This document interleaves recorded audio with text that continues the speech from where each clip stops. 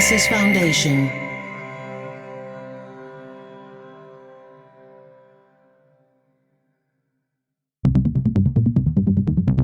Dublab.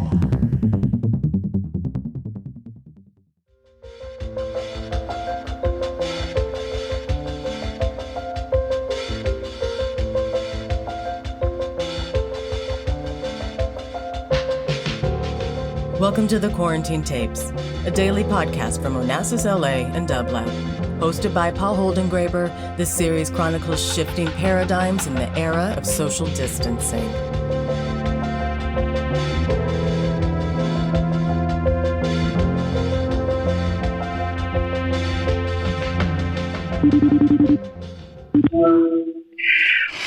Oh, Patton Oswalt, I am so happy to be seeing you, and thank you so much for being part of the Quarantine Tapes. I'm truly delighted. This is my first. I mean, I've had one other.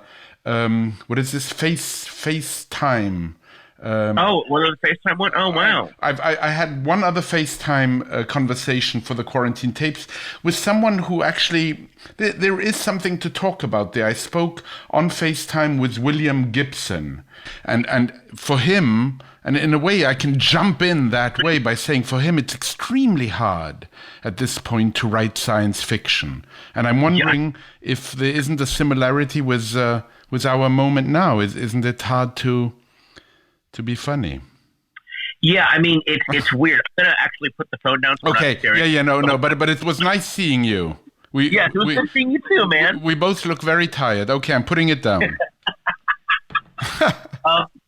It's actually been challenging doing comedy, I think, ever since Trump got elected, only because instead of us finding the hidden absurd angle to reality, comedians have been relegated to just pointing at it and saying, please tell me I'm not the only one seeing this. Like, it's almost like now we've been reduced to begging the audience to confirm our suspicions about reality and how truly frightening and out of control it all seems, and how like aggressively incompetent the people in control are, so it almost feels like George Orwell was wrong in that the totalitarian regime would at least like to have the semblance of being in control. But now it's like the way they control us is they throw so much absurdity at us that we can't focus anymore. So does it make your job harder in the sense that you have to try harder?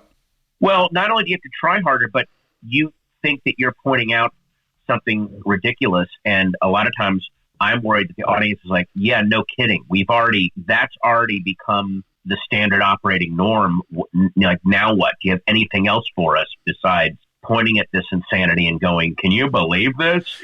That can't be the role of the comedian in the long run. You know, someone who I feel, and I think you feel similarly, and I'd love you to tell me what you see in it. Someone I think is doing a really good job is Sarah Cooper, because all she's doing is repeating what we can't believe. Well, but you know what's kind of amazing about what she's doing, and it was actually interesting. There's two aspects of this that are amazing. What she's doing, this is kind of weird. She's lip syncing his stuff as if she is calm and measured and in control, right, which makes what he's saying look crazier. And there are a couple of, obviously, the stuff is so popular because it deserves to be. She's a brilliant actress, and she conceives it so brilliantly. And now I've seen some conservative or MAGA pushback of people lip syncing some of Joe Biden's statements, but like all MAGA people, they don't understand how comedy works, and they're doing these really goofy, contorted faces and trying to make it seem like they're stupid or silly. It's like, no, you're missing the joke. Is that there's no point in doing Trump and doing a goofy face or contorting yourself. The text itself is so on a level of like Lewis Carroll. That is how absurd what he's saying. So to say that, look at how she stands. Look at her poise. She actually adds subtlety and control to where he doesn't have any of that. His arms flap around. There's no, it's all id. So the fact that she's going, do you see how ridiculous this would look even if Trump was someone with the appearance of competence? Right. Like, in a weird way, she has, I think, has highlighted how crazy this all is way better than people like reading back what he says or commenting on what he says.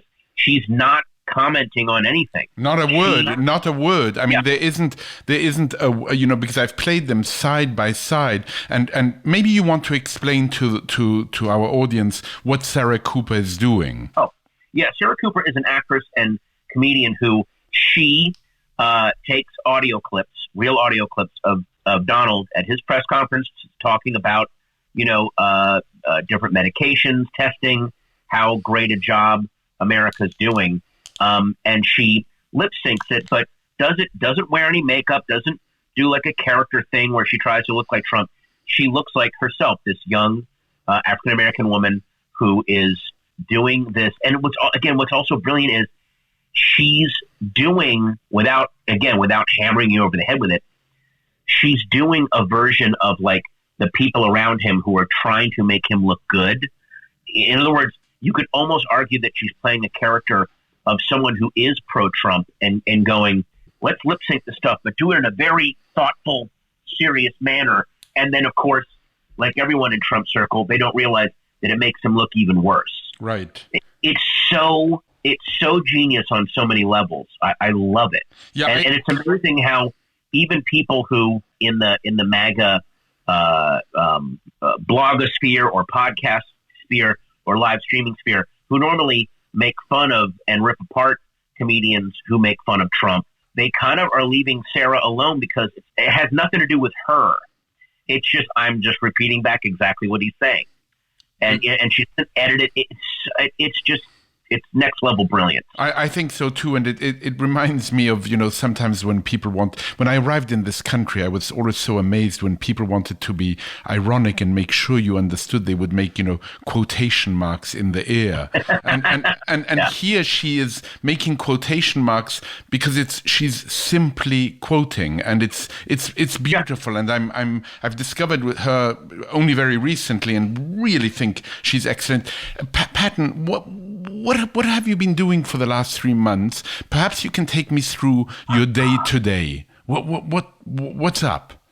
Well, Friday, May 13th was the day that it was actually shut down. I remember that day. That was when it was on Thursday the 12th. I remember very clearly reading that, there's a stay-at-home order, there is a shelter-in-place order. So that's when that's when it started. I started off, I bet like a lot of us, with very high-minded, I'm going to keep a plague journal. I'm going to note down what's going on. This is a weird historic moment. And then I have this queue of movies that I've DVR'd off of TCM. I've got all these DVDs I'm going to watch, books I'm going to read.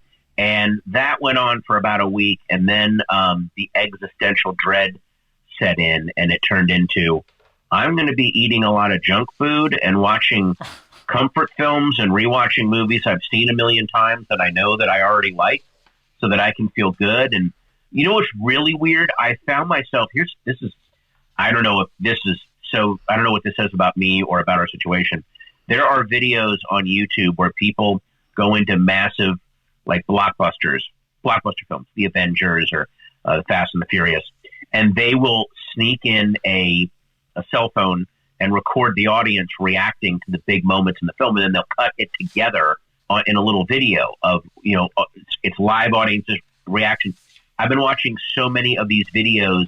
It's almost the same way at the beginning of the movie, The Omega Man, when Charlton Heston is obsessively watching the movie Woodstock, because you can tell he just wants to look at the huge crowds of people because he misses that.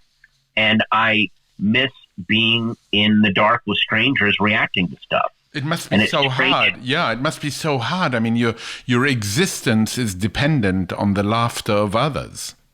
Well, not just the laughter of others, but the reactions of others. Right. Laughter obviously is the ideal, but also you're just as thrilled now by the stuff that goes wrong or the stuff that doesn't quite land. I find myself missing that stuff just as well.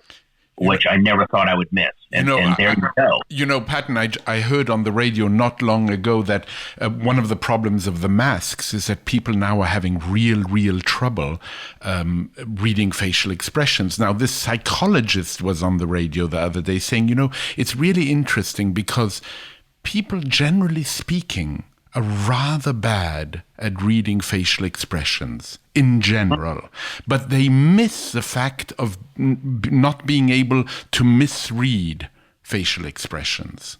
Wow. Isn't that interesting?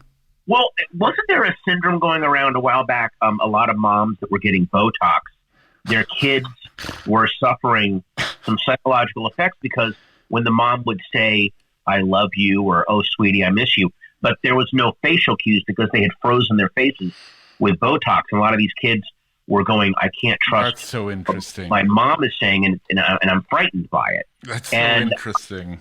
And I wonder if that's also happening with people out there where, yeah, not only do you not see the full face, but what is being said to you, even if it's being said with deep emotion, is muffled. Right. And, you know, Turner Classic Movies has Silent Movie Sundays. And I was watching some of those, and really I was nostalgic for uncovered faces. No, there's no dialogue, but you know exactly what everyone in these movies is thinking and feeling, and you go, oh my God, I miss this so much. I know. And, you know, I remember being on certain boards where the very people you're describing, I mean, they had been so stretched that I sometimes felt like asking them, could you please blink? You know, could you please?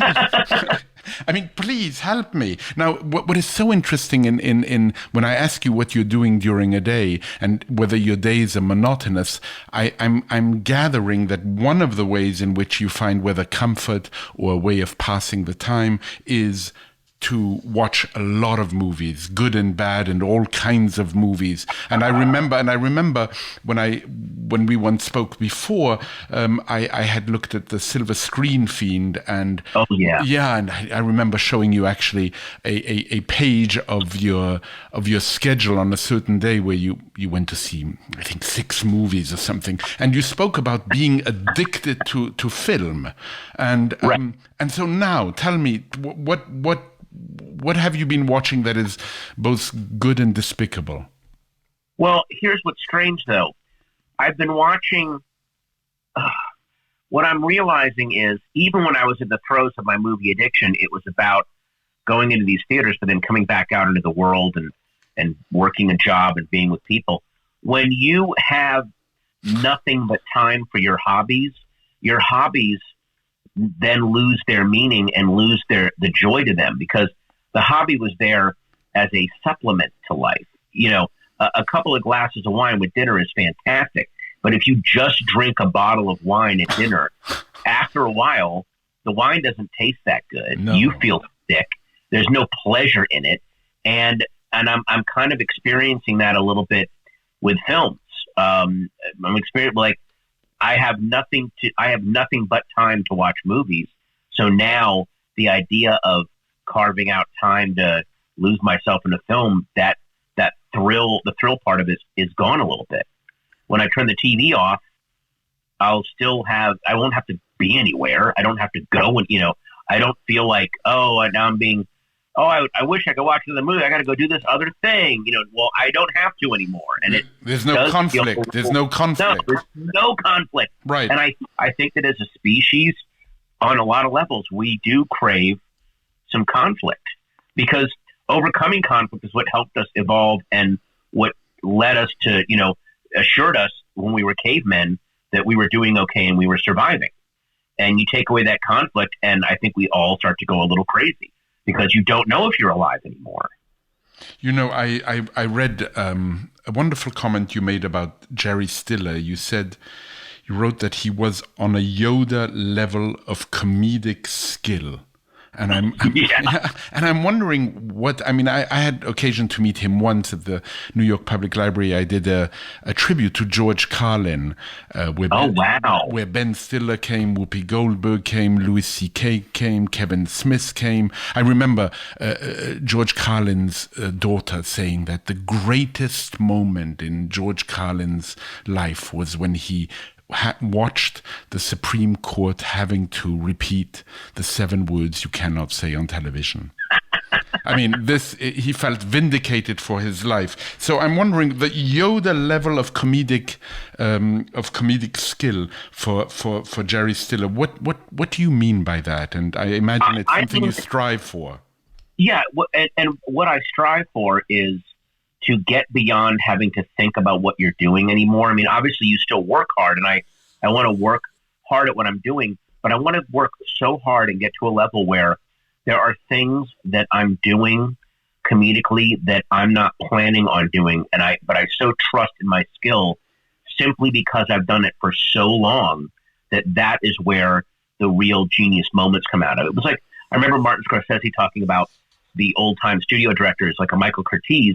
He worked in the studio system, but that meant he got to direct 3 or 4 movies a year, not like a movie every year or a movie every couple of years. He just would finish a movie and then do another one. And so he got to this level of competence where by the time he got to doing a movie like Casablanca, which is a masterpiece and it's great, but one of the reasons it's a masterpiece is because it was made by this guy who was so beyond the fear of having to overthink every single thing he was doing as an auteur. Mm-hmm. He could just walk in a room and go, I've made 6 movies in the last couple of years, so we're going to light it like this. We'll use this angle. That like he already knew all the stuff he had to do almost in shorthand. So it's like, as a comedian, I want to keep going up to the point where I don't need to think about. I can be absolutely present on stage and almost have those moments where I'm outside of myself and where moments where I'm as surprised as the audience is. And now we're all stuck at home, and being outside of ourselves is difficult. Tell me, how is it being a father these days?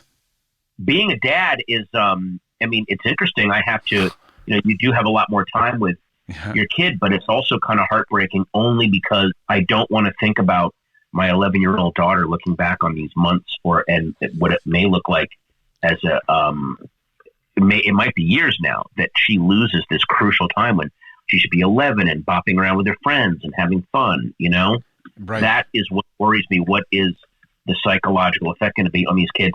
Not only of being stuck inside during a pandemic, but stuck inside where, like, it's hard to hide how awful and incompetent Trump is. And it's scary for little kids to grow up where there's another adult being horrible and the other adults in the room who should be there helping aren't doing anything to stop said person. And it makes, I wonder if that's going to make them feel like, well, I just don't trust anything. I don't trust adults. I don't trust reality. There was no one there. Someone should have stepped in and they just didn't. Right. When I'm at school, if I'm mean to someone, I rightfully get a timeout. I got to go, and this is a guy that is doing horrible things and no one punishes him and no one says anything. And I wonder what the long-term effects on this generation is going to be. I wonder too, and I think there's also long-term effects on spending so much time, with your family, your wife, your husband, your lovers, whoever they may be. I'm curious, what is going to happen? Are there going to be many more babies in 9 months' time? Are people going to get to know each other? People are saying, I would like to spend more time with you, but I'm hearing from some people that are saying, I'm not sure I necessarily wanted that. Yeah, I mean, I want to be optimistic, but it's not a good sign that when the quarantine was lifted in Wuhan, the divorce rate went through the roof. So, I think that part of the health of a relationship is guarding each other's solitude. Right. And it's very, very hard to guard each other's solitude when you're also exposed to each other nonstop all day. So we're out of balance right now, and that worries me. Do you spend a lot of time reading the news? No, I don't watch the cable news shows. There's a couple of, I want the blandest, most nuts and bolts factual reporting now, because everything now is so emotional and so soaked in doom that even though, yeah, there is some stuff that we should be definitely panicking and worrying about, but when every single thing is soaked in doom, it brings you to a defensive helplessness where weirdly enough, in the face of all of this awfulness, you go, well, the most comforting thing in a creepy way is to absolutely give up. That, in a very messed up way, is a comforting thing to do. And I've been brought to that point a few times, and it's scary, and I don't think it's healthy. No. I remember when we spoke last, we spoke about the sadness of the movie theater experience potentially being lost. And tell me about, even your reaction here. Well, it's not even just the movie theater experience. It's the movie theater experience, the nightclub bar experience, the concert experience, the experience of being in a room full of strangers and you are all surprised and amazed momentarily at something that you connected with that nobody thought you were going to connect with. Sometimes not even the people who are putting on the show. It's the you're in a bar and everyone's having drinks, and maybe there's someone there that you wouldn't normally be friends with or wouldn't agree on, and then something else weird happens in the bar, and suddenly perfect strangers are kind of looking at each other going, can you fucking believe this shit? Like, those are those weird moments where everyone just kind of connects for a second, and you go home, maybe not necessarily hooking up with someone, but you've definitely hooked into humanity. And I think if we lose that, that's really, really dangerous in the long run. I agree. I mean, and you recently hosted the Webby Awards from home. That must have been. I mean, I did the best I could. I'm still, everyone, of course, you know that even though no one talks about it because it's so boring and no one wants to hear it, but everyone, I feel like, is scrambling to learn how to be their own broadcaster, how to be their own YouTuber, podcaster, whatever, just out of necessity now. In a lot of the arts. So there was a lot of technical clumsiness and fumbling on my part, because I'm just like, guys, I'm sorry, I don't have a teleprompter. I want to do a good job here, but I may have to look away from the screen. I don't have the infrastructure in my home to do this shit,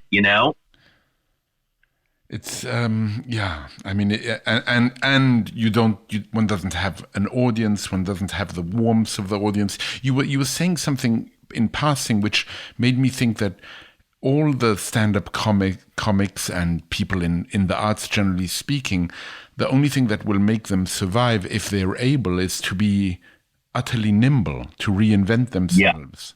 Yeah, to be got to be a moving target now. There's